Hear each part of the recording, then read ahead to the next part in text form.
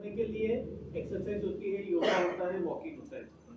तो आप शरीर की मूवमेंट करते रहिए ताकि ब्लड सर्कुलेशन एक्टिवेट हो। अगर आप कैल्शियम की गोली खा रहे हैं लेकिन आपकी एक्टिविटी नहीं है तो वो कैल्शियम की गोली पचन नहीं होगी। कैल्शियम टैबलेट्स को डाइजेस्ट होकर के बोन्स तक, हड्डी तक जाने के लिए आपका एक्सरसाइज का होना बहुत ही जरूरी है। तो बहुत सारे बुजुर्ग लोग जो हैं उनको डॉक्टर कैल्शियम की गोली लिख देते हैं, तो वो लोग भी गोली खाते हैं, उनको लगता है कैल्शियम खाने से हड्डियां मजबूत होगी।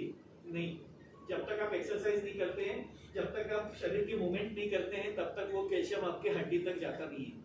और इसके लिए मराठी में एक किताब है, चालाल तर वाचाल।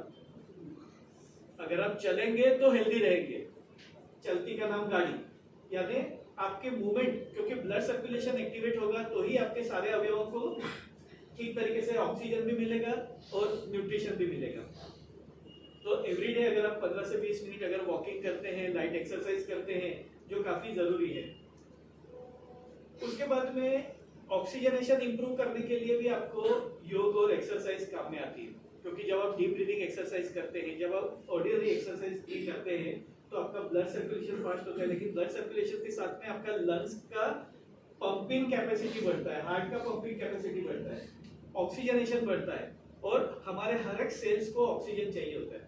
और ब्रेन के सेल्स के लिए तो बेसिक रिक्वायरमेंट ही केवल ऑक्सीजन और ग्लूकोज, ये दो ही चीजों की जरूरत होती है।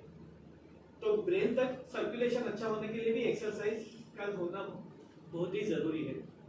और इसके लिए मैं हमेशा मेरे पेशेंट्स को और बाकी भी लेक्चर दौरान मैं एग्जांपल देता हूँ लेबर वर्कर्स का, जो खेत मजदूर है, जो लेबर वर्कर्स है। अभी हम लोग कहते हैं कि हम लोगों को तकलीफ हो रही है, क्यों? क्योंकि पॉल्यूशन है, पानी में केमिकल है, खाने में मिलावट है। तो लेबर वर्कर भी तो वही खा रहा है, लेबर वर्कर भी तो वही हवा ले रहा है। लेबर वर्कर का तो पानी हम लोगों से भी, हम लोग के पास में तो एक्वागार्ड या वाटर प्यूरिफायर है, उसके पास में तो वो भी नहीं है, लेकिन वो हमसे हेल्दी है। अगर आप लेबर वर्कर की दिनचर्या को फॉलो करेंगे तो आपको पता चलेगा वो नेचर के कितने नजदीक है। आप कोई भी रोड साइड में जो पत्थर तोड़ने वाला या काम, अभी रास्ता खोदने का काम चालू है, तो उन लोगों को आप देखना, सुबह में 8 से 9 बजे वो लोग डब्बा खोल के बैठते हैं। वो लोग जो भी चटनी भाकरी वगैरह लाए हैं वो पहले खा लेंगे, उसके बाद में काम करेंगे। 12 से 1 बजे के बीच में उनका लंच टाइम होता ही। आपके घर पे कभी भी कोई पेंटर आता है या सुथारी काम करने वाला आता है तो उसको आप ऑब्जर्व करना, वो 12 से 1 के बीच में अपना खाने के टाइम पे वो खाना खा लेंगे, और खाना खाने के बाद में आप देखेंगे तो वो अगर कुछ नहीं है उसके पास में तो न्यूज़पेपर बिछा करके वो लेटेगा, वाम कुक्षी करेगा, लेफ्ट लेटरल पोजीशन में सो के 15-20 मिनट, आधा घंटा वो आराम करेगा। आयुर्वेद ने कहा है कि दोपहर के खाने के बाद में वाम कुक्षी कीजिए, शाम के खाने के बाद में शतपावली 100 कदम चलना।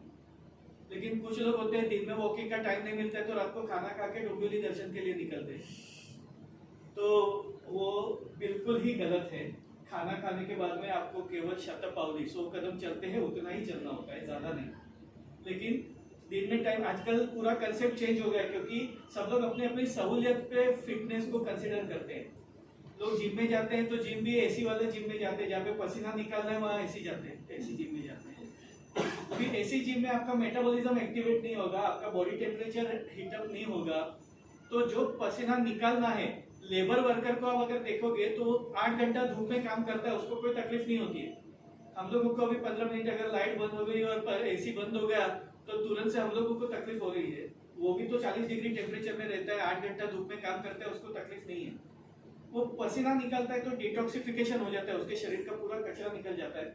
वो जो काम करता है उसकी वजह से उसका डाइजेशन अच्छा होता है, उसका खाना, उसको भूख भी अच्छी लगती है, खाना पचता भी अच्छा है, और सबसे बड़ी बात रात को अच्छी से नींद आ जाती है उसको। हम लोग खाते हैं न्यूट्रिशियस, हम लोग ड्राई फ्रूट्स खाते हैं, फ्रूट्स खा रहे हैं, वेजिटेबल्स खा रहे हैं, दूध पी रहे हैं, सब कुछ हेल्दी फूड खा रहे हैं, लेकिन हमारा विटामिन कम है, हमारा कैल्शियम कम है, हमारा हीमोग्लोबिन कम है, हमारा कोलेस्ट्रॉल ज्यादा है, बीपी ज्यादा है, शुगर ज्यादा है।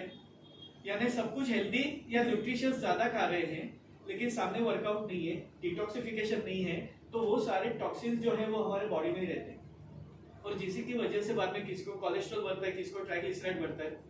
अभी मैं जब कॉलेज में पढ़ता था तभी कोलेस्ट्रॉल का नॉर्मल लेवल 250 था, यानी अगर 250 तक कोलेस्ट्रॉल है तो वो नॉर्मल कंसीडर किया जाता था।